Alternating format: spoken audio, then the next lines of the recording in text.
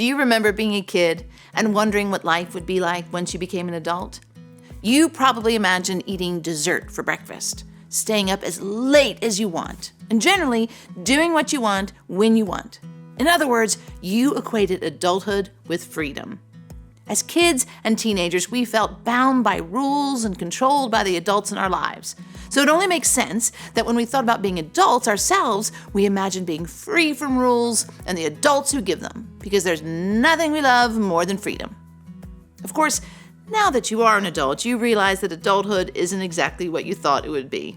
You may not have teachers or parents telling you what to do anymore, but you probably wouldn't use free to describe your day-to-day life. Not when there are bosses looking over your shoulder, traffic laws to obey, and taxes to pay. And even though we may not have the freedom we want, we still desire it, just like when we were kids. We also live in a culture that celebrates freedom. It's a core value in our society. We love our independence. We love the sense that we're capable of doing what we want, when we want, and with no one else telling us otherwise. Why? It gives us a sense of control. We spend much of our lives feeling like we're under the control of someone else. Adults when we're kids, and other authorities when we're adults. So if there's a time when we get to call the shots, when we get to make the decisions, we're all for it. If we're honest, this tendency towards control could also be why some of us have a problem with God or the Bible. Because if we casually look through the Bible, we may assume that God is all about control. We don't have to get very far into Scripture before we see the 10 Commandments, the core list of rules that God gave His people. And if we keep reading, we'll see their list of rules get much longer. By the end of the Old Testament, God's people were living under 613 rules. We go from the foundational rules like thou shalt not steal and thou shalt not take the Lord's name in vain, to highly specific rules like do not plant your field with 2 kinds of seed, do not wear clothing woven of 2 kinds of material, do not cut the hair at the sides of your head or clip off the edges of your beard. So when it comes to freedom, it can be easy to read the Bible and assume God is anti-freedom. Maybe this very perspective of God or the Bible has made you wary of the church in general. Maybe this idea of God has made you hesitant to follow Him. If what you want is freedom in your relationships, in your job, and in your future, then that desire doesn't seem to line up with what you know about God. And this seems counterintuitive. No one teaches us to want freedom. We're born with that desire. It's why we put baby gates at the top of stairs. Because, given the chance, a crawling toddler will make a run for it. It's why we put fences around yards. Because a dog that sees a squirrel will do the same thing. It seems that all of us were made with a deep desire to experience as much freedom as possible. So, how do we reconcile our desire for freedom with a God who seems intent on limiting it? Why is He so focused on the things we shouldn't do? Why does faith seem to revolve around the things that we should avoid, the things we can't have, and the choices we shouldn't make? If God made us to be free people, why do church, faith, and God seem to represent the opposite of freedom? To examine this question, we're going to look at the book of Galatians found in the New Testament. Even though we call Galatians a book, it was actually a letter written by the Apostle Paul to the church in the ancient region of Galatia. After His death and resurrection, but before He ascended to heaven, Jesus shared an important message with His disciples. He told them to take His message of love and forgiveness to people everywhere, not just to those in Jerusalem or the area where He spent most of His ministry, but to the very ends of the earth. Later, when a man named Paul encountered Jesus and began following Him, he dedicated his life to this very mission, to spread the gospel, the good news of Jesus, throughout the known world. Paul took a message that originated in Jewish culture and shared it with people who didn't know much about Judaism. This was such a big deal because before Paul, people mainly heard Jesus' message within a Jewish worldview.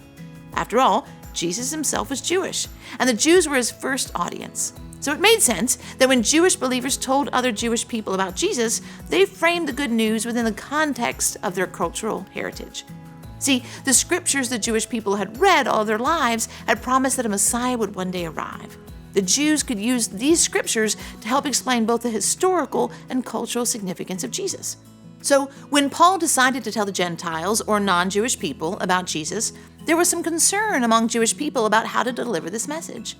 Just how much background should Paul provide new believers about Jesus' Jewish lineage? Should those hearing the gospel become Jewish first and then become followers of Jesus? This was an important question because if a man wanted to convert to Judaism, he first had to be circumcised, and that was obviously not a small commitment. But this wasn't just about circumcision, this was about the law as a whole. Much of Judaism was based on God's people faithfully observing his laws. The law mattered because keeping it communicated the faithfulness of God's people to God himself. But then Jesus arrived and stated that the purpose the law had been serving no longer mattered. God's relationship with his people was good because God made it good, not because they followed a set of laws. Certain Jewish Christians were conflicted. To such a devout group of people, it seemed unimaginable that the Gentiles could have a relationship with God, just like that, without all of the work. This seemed unfair. The Jews had tried to be obedient. They had tried their best to follow every rule. Sure, Jesus preached a message of grace, but the law still mattered, right? The new Galatian believers were struggling with this tension because they were hearing conflicting messages. Paul was telling them, if you follow Jesus, you're good. But other Jewish teachers were saying, you're kind of good. You should probably still be circumcised because even though there's grace, the law is still important. You can imagine the confusion the Galatian believers were feeling. Which was it? Complete freedom from the law or freedom but still following the law? So how did Paul respond to this controversy? He says this: "It is for freedom that Christ has set us free." In other words, Jesus has set you free. All of you, both Jewish and Gentile. And he didn't set you free so you'd become slaves to the law again, or so you'd get caught up in the rules. He set you free so you'd be free. Freedom is his goal. Not rule following, not law obeying, not anything else. Freedom. Jesus didn't come so you could be perfect, so you could better fit the Christian mold, so you could make your life as boring and tame as possible. He came so you might be free and then live in that freedom. God made us free people. God designed us to want and pursue freedom. He didn't make us with a desire just to take it away from us, but he knew that, left on our own, we'd gravitate towards a way of interacting with him that would be based on rules and laws and transactions, where if we lived a certain way, God would behave a certain way toward us. But instead of feeling free, this approach to God will leave us feeling trapped in how we interact with him. He knew that left on our own, we'd behave a lot like the Jewish teachers in Galatia, thinking that following the rules was what mattered most to God. But that's not what he's about. If we think God is about restricting freedom, we're missing the point of who he is and what he's like. If Jesus came to proclaim freedom, it was so that we might know our relationship with him was never and will never be based on how well we follow the rules or keep the laws. The laws have nothing to do with how God feels about us. We can be free from thinking God's feelings towards us depend on how well we keep the rules. We can be free from thinking God made us one way to crave freedom, only to pull a bait and switch and restrict us in how and when we can relate to him. That's not God. And if you've been taught that's how he sees us, you've been missing out on how good God actually is. So, what does freedom in your relationship with God look like? It means not having to walk on eggshells when you relate to him. It means confidently approaching him, even when you've messed up and broken his rules on your own. It means not letting shame and guilt be the lens through which you see yourself, or assuming that God sees you that way. It means trusting that the saving work of Jesus communicated once and for all the depth of God's love for you, regardless of how imperfect you can be. It means believing God has your best interest in mind, that he is for you and not holding out on you. It means believing and living like we believe we have nothing to prove to God. God already loves us, and nothing we do or don't do will change that. This was a hard message for the Galatians to understand, but it was even harder for the Jewish followers of Jesus to wrap their minds around. Sometimes it's those who've been around church the longest who have the toughest time grasping what God is really like. Sometimes we forget. Sometimes we've been shown something different by people who claim to represent him. Sometimes we need a reminder like Paul gave the Galatians. God made us free people. Which is why we need reminders like Paul's. It is for freedom that Christ has set us free. God wants us to be free people, to live like free people, to let go of the misconceptions of what God is like and choose instead to trust the true God that Jesus revealed.